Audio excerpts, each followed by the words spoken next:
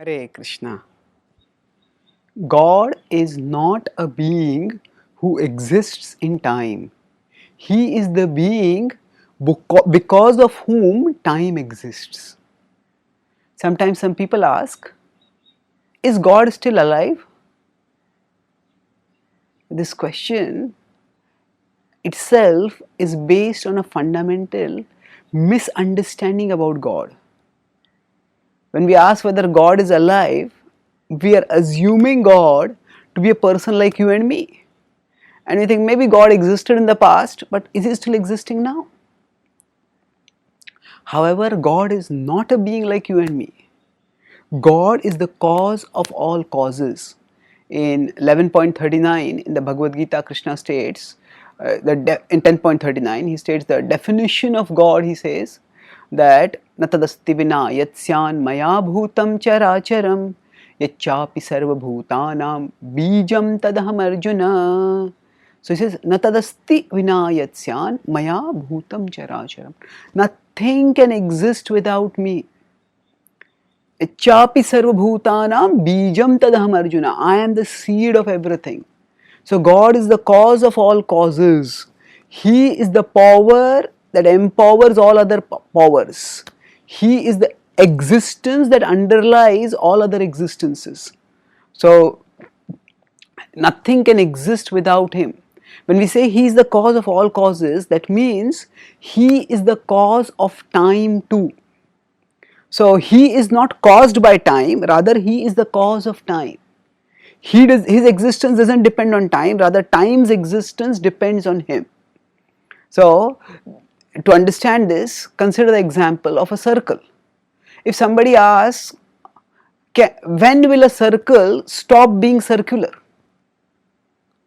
A circle by definition is circular.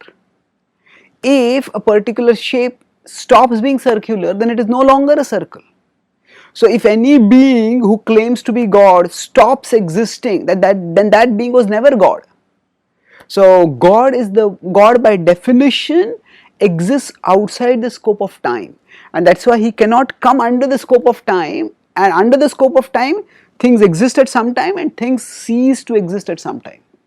Now of course, Krishna, who exists outside the scope of time, he also descends into this world within the scope of time as the avatars.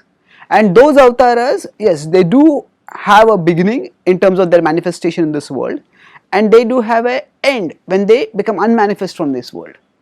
But God's self-existence continues eternally beyond His manifestations or unmanifestations in this world.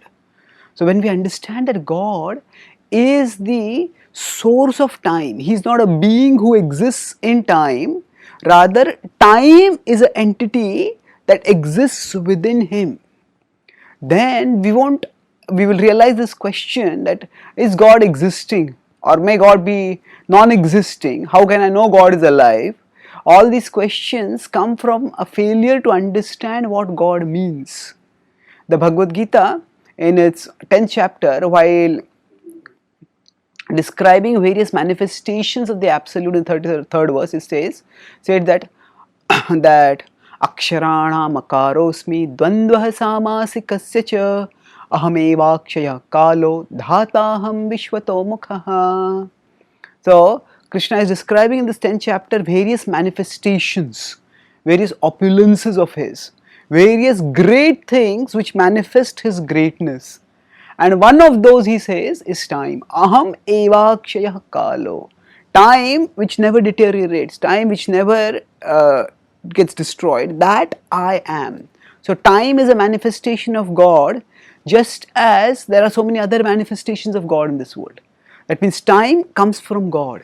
So God always exists. And for those who understand the definition of God, then their very existence indicates convincingly for them the existence of God.